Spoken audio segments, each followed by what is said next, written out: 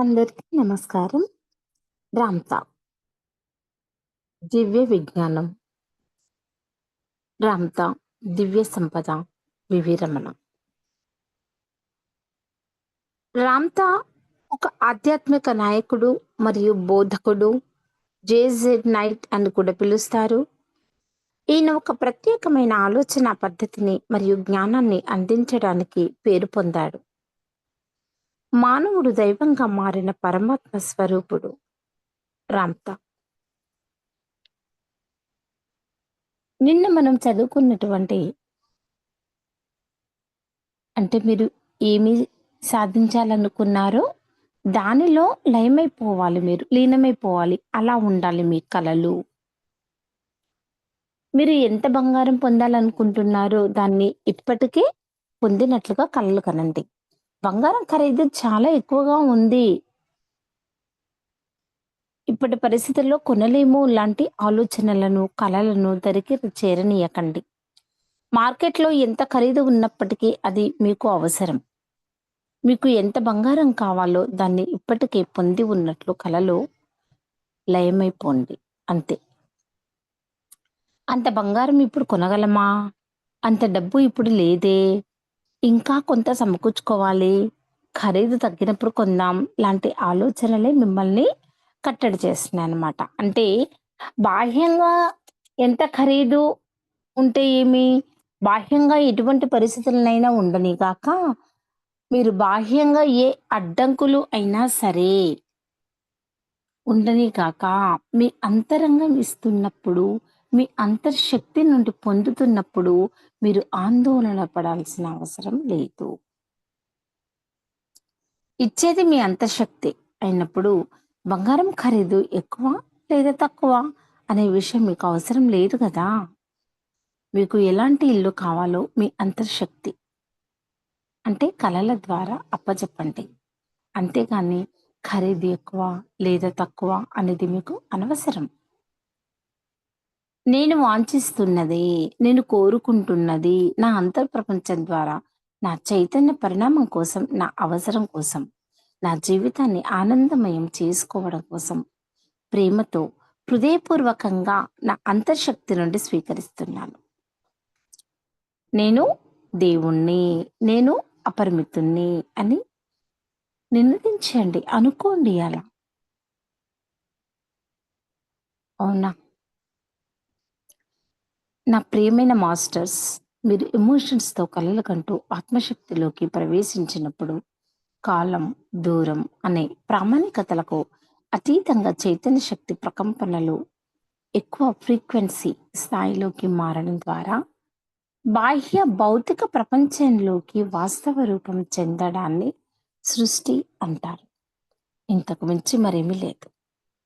మీ జీవితం అంతా ఎదురు దెబ్బలు, అవమానాలు, అపజయాలతో నిండిపోయి ఉందని ఇంకా భావిస్తున్నారా?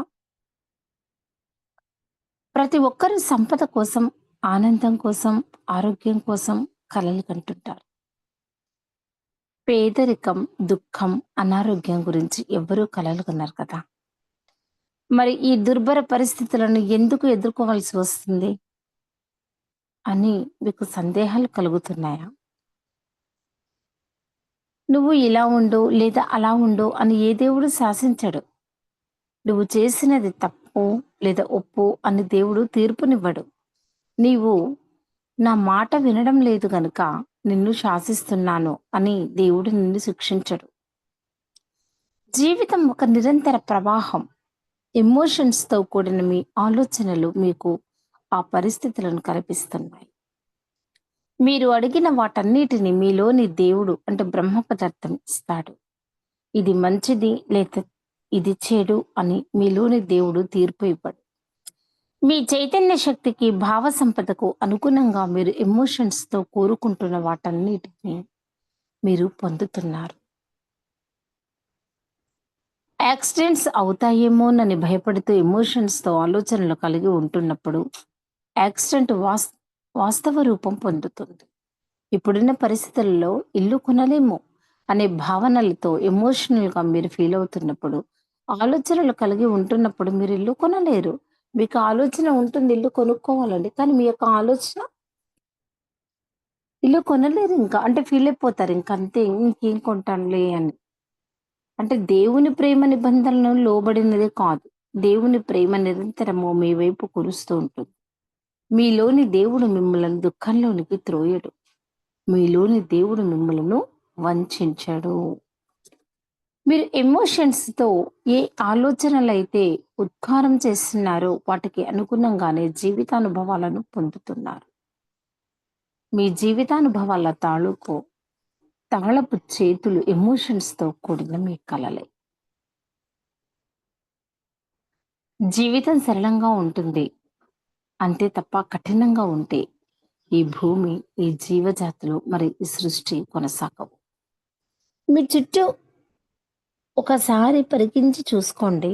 మీ జీవితంలో చోటు చేసుకుంటున్న పరిస్థితులను ఒకసారి నిశితంగా పరిశీలించి చూడండి. అంటే ఫలానా పరిస్థితుల వల్ల రోగాలు సంక్రమిస్తాయేమోనని భయపడుతుంటారు. ఫలానా పరిస్థితులలో సంపాదించడం కష్టమని భావిస్తుంటారు. అలాగే ఈ పరిస్థితుల్లో బంగారం కొనలేమని భావిస్తుంటారు. మరి కొన్ని పరిస్థితుల్లో జీవితాన్ని ఆనందంగా ఆస్వాదించలేమని భావిస్తుంటారు. ఫలానా పరిస్థితులు మీ లక్ష్యాలు, సంకల్పాలు నెరవేరకపోవచ్చని భయపడుతుంటారు. ఫలానా పరిస్థితిలో నెగ్గుకు రావడం అబ్బా! చాలా కష్టమని భావిస్తుంటారు. ఇవన్నీ మీ భయాల వల్ల లేదా భావాల వల్ల ఏర్పరచుకుంటున్నవి. కానీ అంతర్ప్రపంచంలో అసత్యాలంటూ ఏవీ ఉండవు. జీవితంలో చోటు చేసుకునే సంఘటనలు మీ అంతర్శక్తి నుండి ఉద్భవిస్తున్నాయి కానీ బాహ్య పరిస్థితుల పట్ల మటుకు కావు.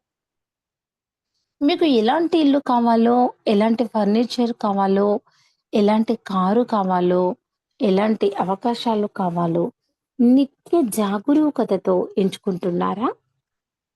లేదా భయాల వల్ల, సంశయాల వల్ల ప్రభావితమై ఎంచుకుంటున్నారా? అనేది స్పష్టంగా మీ ఎరుకలోనికి రావాలి. మీలో చాలా మంది భయాలు, సంశయాలతో దుర్భర పరిస్థితుల కోసం కలలు కంటుంటారు. అవి మీ జీవితాలలో వాస్తవ రూపం చెందుతున్నాయి. ఎమోషన్స్ అనేవి చాలా ముఖ్యం.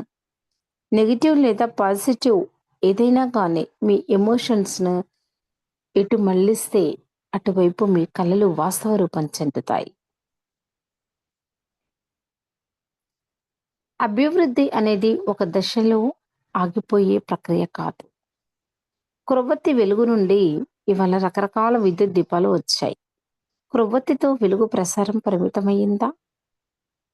ఇంకా ఎన్నో మార్పులు సంభవిస్తుంటాయి. అవునా?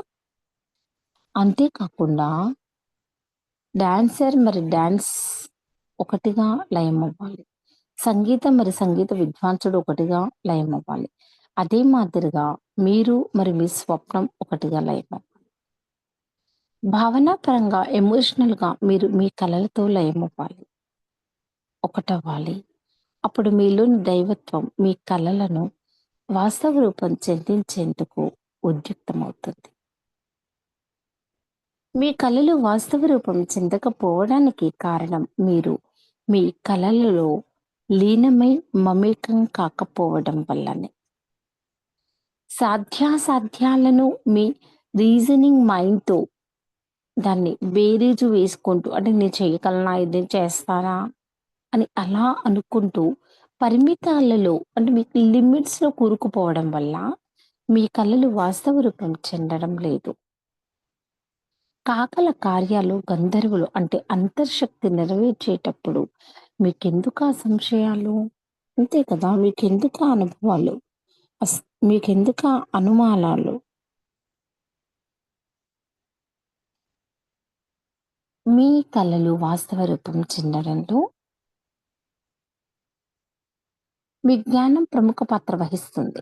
ఆధ్యాత్మిక జ్ఞానంతో మాత్రమే మీకు స్వేచ్ఛ లభిస్తుంది. జ్ఞానం గల వ్యక్తి మాత్రమే అంతర్శక్తిని చక్కగా వినియోగంలోకి తెచ్చుకోగలరు. మీ కలలు మరి మీరు ఒకటిగా లయమైపోవాలి. అంటే మీరు వేరే, మీ కలలు వేరే అనే విధంగా ఉండకూడదు. మీరు మీ కలలలో సంపూర్ణంగా లీనమవ్వాలి. ఊహాశక్తిని సాధన చేసేటప్పుడు బిగుతుగా ఉండే బట్టలను ధరించకండి.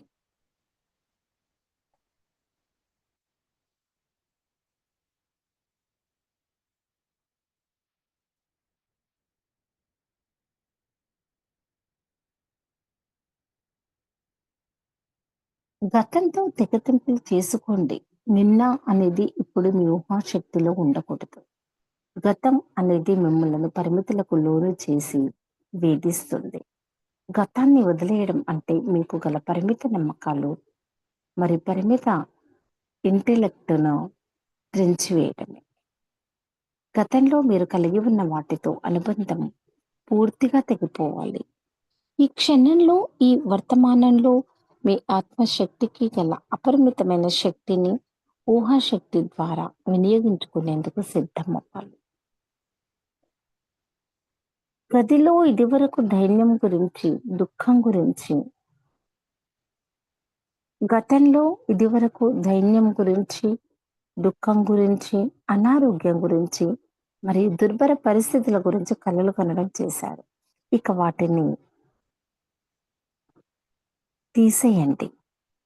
ఒక క్రొత్త జీవితాన్ని నూతన ఒరవడితో, అవునా, తెగింపు స్థితిలో ప్రారంభించేందుకు పూనుకోండి. అప్పుడు మాత్రమే మీ ఆత్మశక్తి ఉత్తేజితభరితమవుతుంది. గత చరిత్ర, మరి గతాన్ని పూర్తిగా వదిలేయాలి. అవునా? ఆ!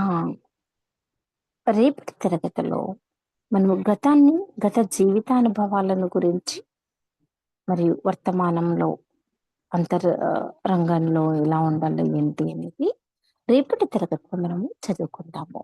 అంతవరకి సెలవు. నమస్కారం.